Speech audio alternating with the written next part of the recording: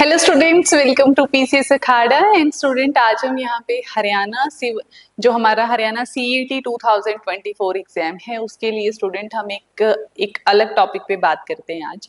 ठीक है, एक न्यू टॉपिक पे हम बात करते हैं। बट उससे पहले स्टूडेंट, पीसीएस अखाड़ा आपके लिए लेकर आ चुका है योद्धा बैच। ठीक है, इस बैच के अंदर स्टूडेंट हम कंप्लीट डिस्कशन करेंगे हमारे सीईटी सिलेबस के ऊपर। ठीक है, उसको हम अच्छे से पढ़ेंगे, रिवाइज करेंगे। टेस्ट एमसीक्यू फॉर्म में हम उसके टेस्ट भी यहाँ पे कंडक्ट करेंगे। ठीक है, प्लस आपकी यहाँ पे मेंटरशिप और गाइडेंस तो रहेगी रहेगी।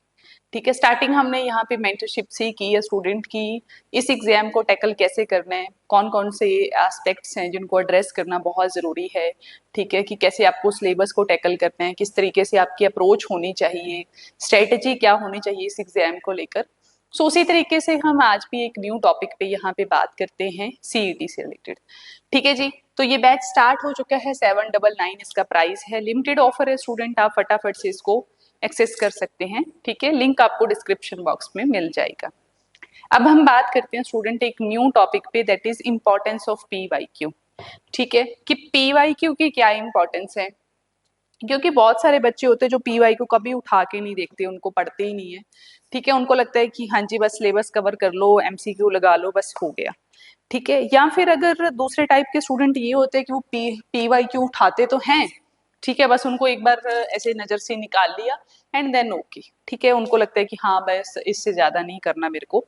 ठीक है, बस हो गया, मुझे पता लग गया कि इसके अंदर क्या क्या पूछा है। बट नहीं स्टूडेंट, जो असली कहानी है वो इसके बाद ही शुरू होती है। ठीक है, जो रियल रियल बेनिफिट है आपको पीवाईक्यू का, वो आपको इसके बाद ही मिलना शुरू होता है, जब आप रियलिटी मतलब जब आपको सही मायने में उसका पता चलता है कि हाँ जी क्या इंपॉर्टेंस है पीवाईक्यू की, और हमें क्यों करना चाहिए और किस तरीके से हमें पीवाईक्यू करने चाहिए।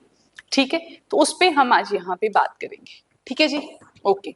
सो फर्स्ट ऑफ ऑल स्टूडेंट, हमारे नेशनल करंट अफेयर 2024 के लिए हम सीरीज लेकर आ चुके हैं। ठीक है, आज उसका फर्स्ट सेशन जा चुका है। डेली आपका 1 PM आपका सेशन रहेगा करंट अफेयर का। जो भी स्टूडेंट 2024 के जितने भी रेलिवेंट करंट अफेयर हैं, चाहे फिर वो पॉलिटी है, इकोनॉमी है, गवर्नमेंट स्कीम्स हैं, स्पोर्ट्स है, इंपॉर्टेंट पर्सनैलिटीज हैं, कुछ भी जो भी इंपॉर्टेंट न्यूज, ठीक है, जो भी आपकी एग्जाम में पूछी जा सकती है, जितने भी आपके अलाइड एग्जाम्स हैं, चाहे फिर वो पटवारी का एग्जाम है, नैब तहसीलदार है, पुलिस है, या फिर आपका कोई भी ऐसा एग्जाम है, रेलवे का एग्जाम है, सीईटी का है। ठीक है, उसको कवर करने के लिए यहाँ पे, ठीक है, थॉरोली कवर करने के लिए यहाँ सर विनय सर जो है वो आपके लिए सेशंस लेकर आ चुके हैं। सीरीज स्टार्ट हो गई है, स्टार्ट हमारी पॉलिटी से होगी। ठीक है, ये फ्री ऑफ कॉस्ट सेशंस रहेंगे स्टूडेंट। ठीक है, और इनकी जो पीडीएफ है उसको, अगर आपको पीडीएफ चाहिए तो आप नीचे टेलीग्राम लिंक दिया हुआ है टेलीग्राम ग्रुप का। ठीक है, आप टेलीग्राम चैनल पे जाके उस पीडीएफ को डाउनलोड करके और फिर आप उसकी रिवीजन भी कर सकते हैं। और फिर अगर कोई डाउट आ जाता है फिर आप कमेंट कर सकते हैं। ठीक है, कमेंट बॉक्स आपको है ही आपके पास। ठीक है जी, तो इस तरीके से आप अपने सारे करंट अफेयर कवर कर सकते हैं 2024 के। अब हम बात करते हैं स्टूडेंट, जो आज का हमारा टॉपिक है, डिस्कशन का टॉपिक है, that is importance of PYQ. इसको स्टूडेंट हम यहाँ पे समझते हैं कि इंपॉर्टेंस ऑफ पीवाईक्यू क्या है। ठीक है, क्यों जरूरी है भाई हमारे पीवाईक्यू। ठीक है, सबसे पहले तो स्टूडेंट आपको समझना होगा क्या, कि it gives you brief idea about exam. ठीक है, किसी भी एग्जाम को जानने के लिए हमारे पास दो ही मेन सोर्स होते हैं। पहला होता है स्टूडेंट उसका सिलेबस, और दूसरा होता है आपका पीवाईक्यू। यही दो सोर्सेज हैं, यही दो ऑथेंटिक सोर्सेज हैं स्टूडेंट, जहां से आपको ये पता चलता है कि भाई इस एग्जाम में क्वेश्चन किस तरीके से पूछे जाएंगे, किस टाइप के क्वेश्चन यहाँ पे आएंगे। ठीक है, और मुझे उसको किस तरीके से टैकल करना है। ठीक है, सिर्फ पीवाईक्यू ही आपको एक आइडिया देता है। ठीक है, कि भाई एग्जाम के अंदर जो क्वेश्चंस हैं वो डिफिकल्ट, उनका लेवल क्या है, लेवल आपको वहीं से पता चलता है। सिलेबस आपको एक बस एक वो रेफरेंस की तरह यूज कर सकते हो आप, कि हाँ जी मुझे ये पढ़ना है ना। बट जो पीवाईक्यू है वो आपको लेवल भी बताते हैं कि हाँ जी एग्जाम किस तरीके से आया। आप कैसे डिसाइड करते हो कि भाई ये एग्जाम डिफिकल्ट आया, इसका पेपर डिफिकल्ट आया, इसका पेपर आसान आया, ऑब्वियसली आप पीवाईक्यू देख कर करते हो, है ना। दूसरा जो आपको सबसे बड़ा इसका मिलता है वो करते हो कि आप एनालाइज करते हो पेपर को ना।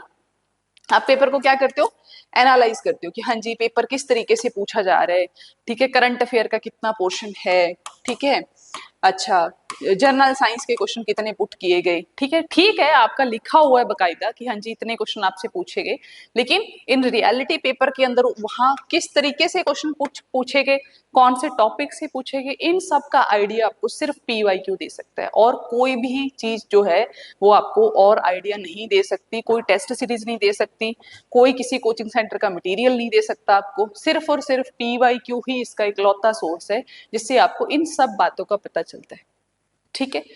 अच्छा दूसरा रहता है यहाँ पे किस तरीके से हेल्प करता है, that is helpful in your revision, ठीक है। जब स्टूडेंट आप रिवाइज करते हो, ठीक है, जब आप रिवीजन करते हो तब आपको पीवाईक्यू बहुत हेल्प करती है, क्योंकि स्टूडेंट जब आप एक टॉपिक पढ़ते हो, ठीक है, फिर उससे रिलेटेड जब आप क्वेश्चन को सॉल्व करते हो, ठीक है, अगर आप पीवाईक्यू को बहुत अच्छे से कर ले जा पा रहे हो, ठीक है, या उसमें आपको कोई प्रॉब्लम आ रही है, ठीक है, या वो क्वेश्चन का जो सेंस है वो आपको समझ में नहीं आ रही है, उसने किस तरीके से ऑप्शन सेट किए हैं, इन सब का आइडिया आपको लगता है स्टूडेंट रिवीजन के थ्रू, ठीक है। तो अब यहाँ पे मैं एक इंपॉर्टेंट यहाँ पे चीज बताना चाहूंगी आपको कि पीवाई के अंदर, ठीक है, जो मेन चीज है जिसपे आपको फोकस करने की नीड है वो ये स्टूडेंट की कभी भी पीवाई को एक तो आप लाइटली मत लो, ठीक है, ऐसा बिल्कुल नहीं होना चाहिए कि उसकी आप वन टाइम रिवीजन करके, वन टाइम उसको आपने देखा, ठीक है, फिर आपने उसको छोड़ दिया और फिर आपने कभी नहीं देखा उसको, पूरी तैयारी कर ली आपने, आप एग्जाम भी दे आए, ठीक है। सो प्लीज स्टूडेंट ऐसा बिल्कुल नहीं करना, उसकी रिवीजन आपको बार बार करनी पड़ेगी स्टूडेंट, जितनी बार आप उसकी रिवीजन करोगे, मल्टीपल जितनी आप रिवीजन करोगे स्टूडेंट, मल्टीपल जितनी आप रिवीजन कर सकते हो, ठीक है, मल्टीपल जितनी आप उसकी रिवीजन कर सकते हो, ठीक है, उतनी कीजिए, क्योंकि जितनी बार आप पीवाईक्यू को देखोगे उतनी बार आपको आइडिया लगेगा, ठीक है, उतनी बार आपको अलग अलग स्टेटमेंट्स देखने को मिलेंगे, उतनी बार आपका जो दिमाग है वो ओपन होगा, खुलेगा उस एग्जाम को लेकर, ठीक है। ट्रस्ट मी स्टूडेंट, ठीक है, I am your faculty, I know, ठीक है, कि हाँ जी किस तरीके से स्टूडेंट्स को कौन क्या अप्रोच उनकी होनी चाहिए एग्जाम को लेकर, ठीक है। तो इसलिए मैंने यहाँ पे स्पेशल एक सेशन डेडिकेट किया है पीवाईक्यू के ऊपर, क्योंकि बहुत सारे स्टूडेंट इसको या तो फुली नेग्लेक्ट करते हैं, या फिर इसको देखते ही नहीं, या फिर इसको सिर्फ एक बार देखा और अपनी आंखों से निकाला और रख देते हैं, कहते हैं हाँ हाँ ठीक है पता लग गया, ऐसा बिल्कुल नहीं करना स्टूडेंट, ठीक है।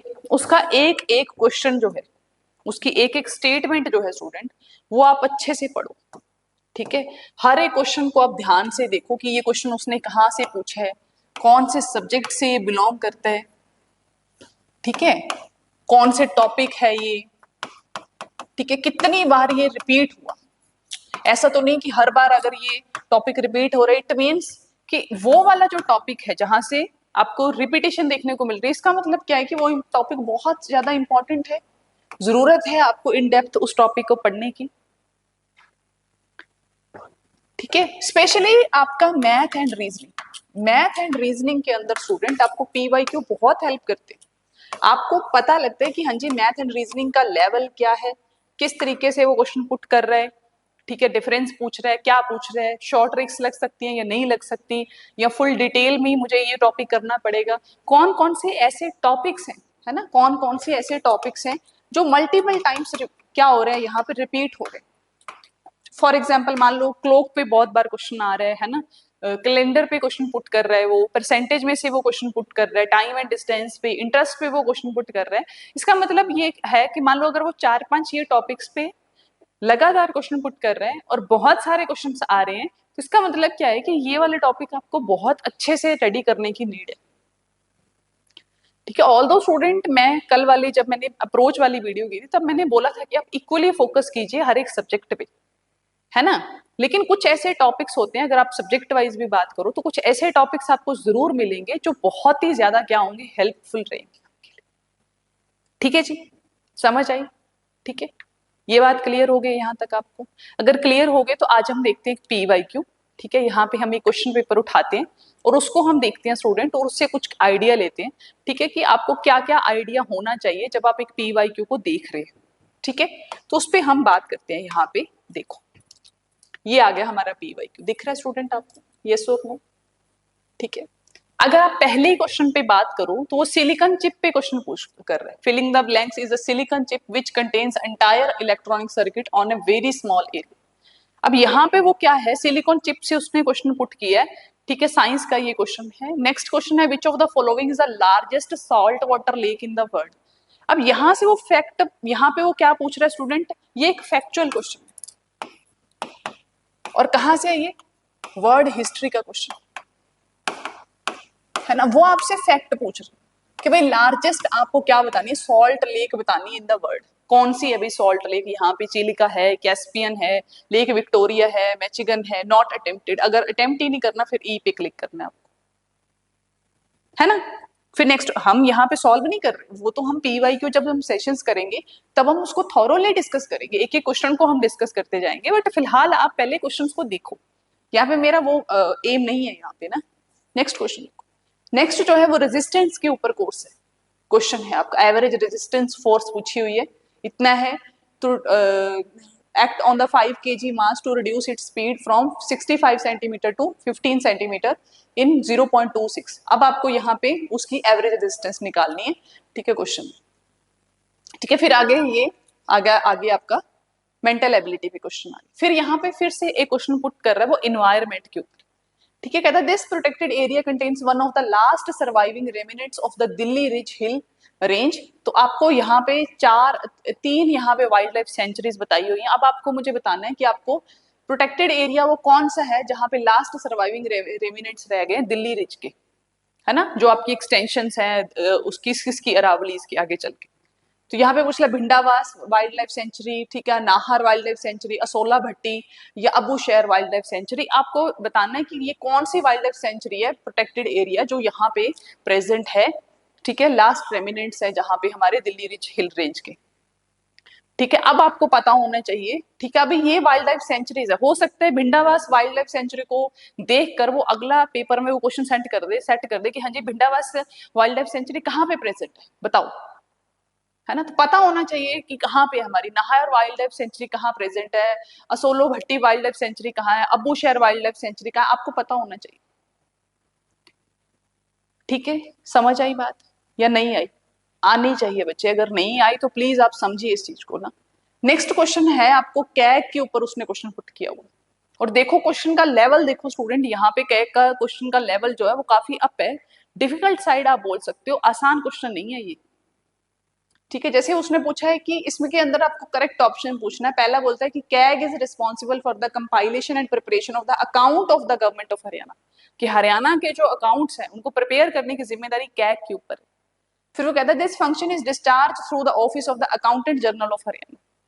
अब आपको बताना है कि दोनों स्टेटमेंट से कौन सी स्टेटमेंट सही है और गलत है, ठीक। अगला क्वेश्चन वो फिर क्या पूछते हैं, जितनी भी हमारी वर्ल्ड लेवल पे ऑर्गेनाइजेशन है उस पे वो क्वेश्चन पुट कर रहा है, कहता है in which year were the South Asian for regional cooperation establish. SAARC, पता होना चाहिए कि इंडिया मेंबर है सार्क का, ठीक है, लेकिन सार्क की जो मीटिंग है वो 2016 के बाद हो ही नहीं पाई। क्यों नहीं हो पाई, क्योंकि हमारे पठानकोट के ऊपर हमला कर दिया था, टेररिस्ट अटैक हो गया था बाय द पाकिस्तान। उसके बाद सार्क जो है वो हमारी इंडिया ने उसमें पार्टिसिपेट नहीं लिया, है ना, और वो मीटिंग हो ही नहीं पाई, है ना। तब से वो डेड लिस्ट में पड़ा हुआ है ना। तो यहाँ पे क्या है, सार्क है। अब सार्क के कितने मेंबर हैं पूछ सकता है वो आपसे। सार्क जो है, सार्क क्या है, साउथ एशियन, जो हमारे साउथ एशियन कंट्रीज हैं, ठीक है, जिसके अंदर इंडिया, पाकिस्तान, म्यांमार, है ना, आपका नेपाल, भूटान, बांग्लादेश, श्रीलंका, ये सारी कंट्रीज प्रेजेंट है, ठीक है। तो अब ये पूछ रहा है कि कब उसको एस्टेब्लिश किया गया, ठीक है। फिर आपसे नेक्स्ट क्वेश्चन वो पुट कर सकता है, इसी को देखकर हो सकता है वो इस बार इस साल के जो पेपर हो उसमें वो सेट कर दे कि हाँ जी बताओ सार्क के अंदर इंडिया मेंबर है या नहीं है, पाकिस्तान उसका मेंबर है कि नहीं है, चाइना उसका मेंबर है कि नहीं है। अब बताओ सार्क का चाइना मेंबर है, नहीं है भाई चाइना मेंबर उसका, ठीक है।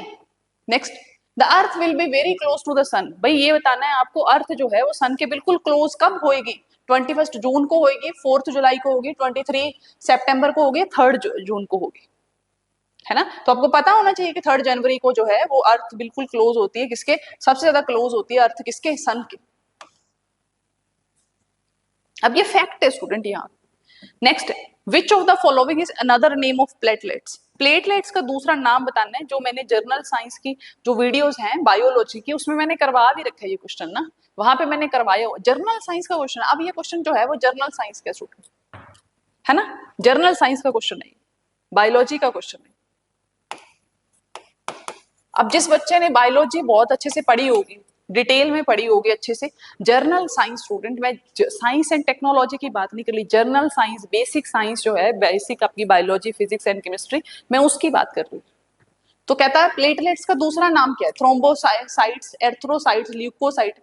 क्या नाम है? एर्थ्रोसाइट पता है आपको, आरबीसी को बोलते हैं। ल्यूकोसाइट जो हमारी डब्ल्यूबीसी सेल्स है उनका नाम है। तो सेकेंड जो इसका सेकेंड नेम है दैट इज थ्रोम्बोसाइट्स। थ्रोम्बिन करके एक मटेरियल है जो हमारी बॉडी में बनता है, जब हमारे क्या होता है, जब हमारे कहीं पे चोट लगती है वहीं पे प्लेटलेट्स जो है वो थक्का जमाने का काम करती है ना। ठीक है, समझ में आ रही है मेरी बात की नहीं आ रही? ठीक है, तो इन सारे ऐसे क्वेश्चंस को आप देखो, मैंने आपको 10 क्वेश्चंस करवा दिए यहाँ पे। अगला क्वेश्चन जो है वो मैथमेटिक्स का है, ठीक है, this is not my part. ठीक है, तो इस तरीके से स्टूडेंट आपके क्वेश्चन आते हैं। Who is the chairperson of the 16th finance commission? 16th finance commission का आपको यहाँ पे चेयरपर्सन बताना है कि भाई कौन है ना। तो इस तरीके से ये सारे क्वेश्चंस को टैकल करने के लिए स्टूडेंट क्या कर सकते हो आप, यहाँ देखो। इसके लिए पूरी रिसर्च, एक्सटेंसिव रिसर्च के बाद हम कोई चीज बनाते हैं स्टूडेंट, उसी के बाद उसका कोर्स लॉन्च होता है। ऐसे नहीं है कि बस देखा देखी कोर्स लॉन्च हो गया, नहीं, बहुत एक्सटेंसिव रिसर्च के बाद क्वेश्चन बनाते हैं। ठीक है, उसके बाद ही हम सारा मटेरियल उसको देख कर ही रेडी करते हैं, सो दैट स्टूडेंट्स की मेहनत भी बचे। ठीक है, मेहनत तो उनको करनी है, बट गधा मजदूरी ना करे वो। ऐसा ना हो कि वो बहुत ज्यादा पढ़ ले, ठीक है, एक्सेस में इतना पढ़ ले कि जब वो क्वेश्चन बैठे उनको लगे कि भाई ये क्वेश्चन मैंने पढ़ा है, लेकिन वो गलत करके आ जाए, क्योंकि उन्होंने रिवीजन नहीं की ना, लिमिटेड सोर्स से पढ़ा नहीं। अब अगर आप जीएस को देखो तो बहुत वास्ट है भाई, कोई अंडर द सन आपको सब पढ़ने हैं जीएस में। यूपीएससी में ऐसा ही तो होता है ना, बहुत डेप्थ में पढ़ना पड़ता है यूपीएससी के अंदर। तो अब आप देखोगे कि अब आप मेरे से बोलोगे मैम सार्क से क्वेश्चन पुट कर रहे हैं, फाइनेंस कमीशन पूछ रखा है, हरियाणा का भी पूछ रखा है, तो मैम इतना सारा मैं कैसे करूं? तो इसका सोल्यूशन ले आया आपके लिए ना पीसीएस अखाड़ा। कैसे है देखो, मैं आपको दिखाती हूँ। यहाँ पे मैं आपको एक छोटी सी पीडीएफ दिखाती हूँ, उसी से मे भी आप समझ जाओ जो मैं कहना चाह रही हूँ यहाँ पे। ठीक है, यहाँ देखो,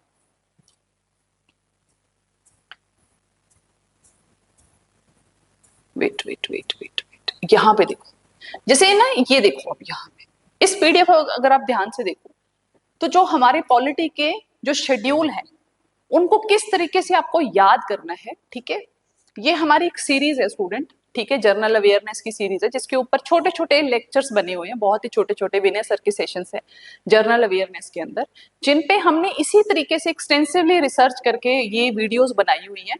ठीक है, उनके साथ ये पीडीएफ अटैच है। ठीक है, जो आपको ऐप के अंदर मिलेगी, जो जब आप ऐप को एक्सेस करोगे, ठीक है, पे करने के बाद, तब आपको ये सीरीज मिलेगी। ठीक है, जर्नल अवेयरनेस के अंदर, जिसके अंदर स्टूडेंट हमने हर एक टॉपिक को, ठीक है, क्योंकि हमें पता है कि एग्जामिनर किस तरीके से क्वेश्चन पुट कर रहा है, कहाँ से वो पुट कर रहा है, तो जो भी इंपॉर्टेंट टॉपिक्स है उनकी हमने एक छोटी छोटी वीडियोस की एक सीरीज बना रखी है। आई थिंक 100+ वीडियोस है उसके अंदर। ठीक है, बट बहुत ही छोटी छोटी है, लेकिन आपको इतनी इंटरेस्टिंग लगेंगी वो वीडियोस। ठीक है, आप उनको देखोगे तो आपको मजा ही आ जाएगा, कहेंगे इससे आसान तो तरीका हो ही नहीं सकता जीएस को पढ़ने का। ठीक है, इससे आसान तरीका नहीं हो सकता जर्नल अवेयरनेस को कवर करने का। सो स्टूडेंट, यहाँ पे मैं आपको एक छोटा सा बस उसका एक कहते हैं ना वो, मतलब मैं आपको एक सीन दे देती हूँ यहाँ पे, एक छोटा सा समझने के लिए। ठीक है, एक छोटा सा ट्रेलर दे देती हूँ। ठीक है, जैसे यहाँ पे एक शेड्यूल के ऊपर बना हुआ है, हमारे पता है अपने कॉन्स्टिट्यूशन के अंदर हमारे 12 शेड्यूल है। अब उसको याद करने के लिए शेड्यूल के अंदर पहले, जैसे मान लो पहला शेड्यूल है, फर्स्ट शेड्यूल, जैसे हमारा फर्स्ट शेड्यूल, ठीक है, यहाँ पे first schedule, this is our first schedule. अच्छा, इसके अंदर क्या क्या आता है भाई, पहले शेड्यूल के अंदर हमने क्या क्या एक्सप्लेन कर रखे हैं। फॉर एग्जाम्पल मान लो क्वेश्चन आ जाए कि what is present in our first schedule, तो आपको पता होना चाहिए कि उसके अंदर हमारे एक तो स्टेट के नाम है और यूनियन टेरिटरीज के नाम है।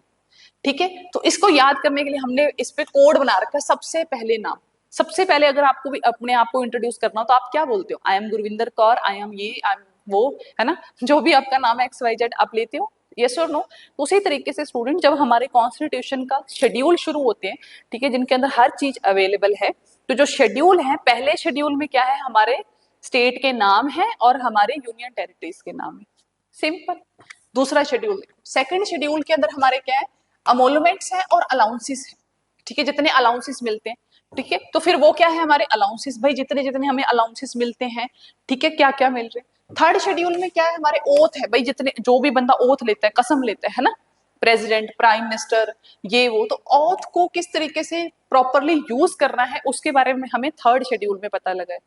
फिर फोर्थ शेड्यूल क्या है, एलोकेशन ऑफ सीट इन अवर राज्यसभा, राज्यसभा के अंदर कितनी सीट होंगी, ये चीज कहाँ पे हमने डिसाइड किया, हमारे फोर्थ शेड्यूल में डिसाइड कर रखी है, ठीक है, इसका खैर कोड नहीं है। जैसे फिफ्थ शेड्यूल है, भाई फिफ्थ शेड्यूल में हमारे सारे जितने भी हमारे शेड्यूल एरिया है, ट्राइबल है, 10 स्टेट के अंदर हमारे ट्राइबल हमें ट्राइबल पीपल मिलते हैं, ठीक है। तो यहाँ पे देखो इसके लिए हमने क्या कर रखा है, फिफ्थ शेड्यूल 5, ठीक है, इसको महाभारत से लिंक कर रखा है कि भाई महाभारत में कितने पांडव थे, 5 पांडव थे, कहाँ रहते थे वो, जंगल के अंदर रहते थे। तो यहाँ देखो 5 पांडव जंगल में रहते हैं, ठीक है, 5 पांडव जंगल में रहते हैं। तो इसका मतलब क्या है कि जंगलों के अंदर अब कौन रहते हैं, शेड्यूल ट्राइब, ठीक है, शेड्यूल ट्राइब कहाँ रहती है, जंगलों में रहती है, ठीक है। तो आप ऐसे याद कर सकते हो कि जो फिफ्थ शेड्यूल है, 5 पांडव कहाँ रहते हैं, जंगल के अंदर रहते हैं। तो इसका मतलब क्या है कि जो फिफ्थ शेड्यूल है that is related to our schedule tribe, क्योंकि जो शेड्यूल ट्राइब के लोग हैं वो कहाँ रहते हैं, हमारे ट्राइबल पीपल कहाँ रहते हैं, जंगलों में रहते हैं। तो ऐसे आप कह सकते हो कि 5 पांडव जंगल के अंदर, जंगल में, तो जंगल मतलब कि हमारे शेड्यूल ट्राइब, और 5 मतलब कि फिफ्थ शेड्यूल, फिफ्थ शेड्यूल के अंदर क्या है, हमारे शेड्यूल ट्राइब है। याद रहेगा ऐसे, यस और नो, ठीक है।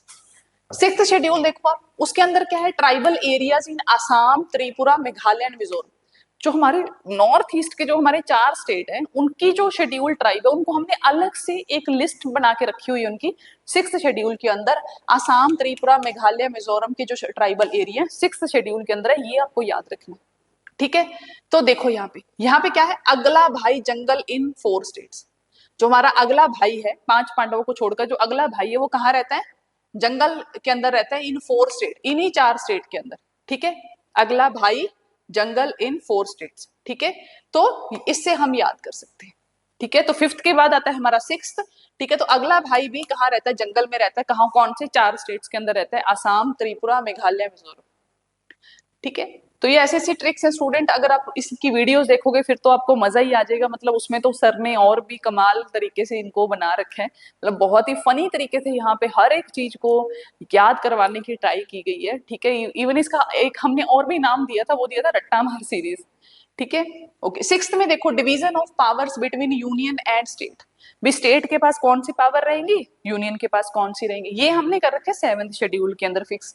तो देखो साथ रहने के लिए क्लियर डिवीजन ऑफ पावर, ठीक है, अगर आपको साथ रहना है, मान लो आजकल तो हस्बैंड वाइफ में भी ये चलने लग गया है ना कि भाई हस्बैंड वाइफ दोनों वर्किंग है ना, पहले तो क्या होता था भाई एक ही वर्किंग होता था, एक पूरा घर का काम करता था, अब क्या हो गया, दोनों वर्किंग है, तो दोनों ने अब क्या कर लिए, अगर भाई आपको साथ में रहना है तो आपको जो घर का काम है वो भी इक्वली करना पड़ेगा, ठीक है। ऐसा नहीं होना चाहिए कि एक बंदा काम से आया वो आराम से सोफे पे बैठा हुआ है, दूसरा बंदा काम से आया तो अपना लगा हुआ है ना, घर के अंदर भी, तो फिर क्या होता है, धीरे धीरे क्लेश होने शुरू हो जाते हैं, है ना, दोनों में इकट्ठे नहीं रह पाते वो, क्योंकि जो फीमेल है उसको भी सपोर्ट चाहिए, ठीक है। तो वो कहते हैं कि ठीक है भाई तुम अलग ही रहो, ठीक है, मैं अपना अलग से देख लेती हूँ, ठीक है। तो साथ रहने के लिए क्या होना चाहिए, पावर ऑफ डिवीजन होनी चाहिए, ठीक है। तो फिर वो क्या करते हैं, साथ रहने के लिए काम को बांट लेते हैं कि हाँ जी आप ये काम कीजिए, मैं ये काम करूंगी, ठीक है, आप सब्जी बनाना, मैं रोटी बनाऊंगी, ठीक है, आप सफाई करना, मैं ये करूंगी,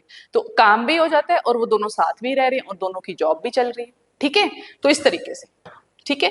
तो seventh schedule division of power between union and state in terms of list.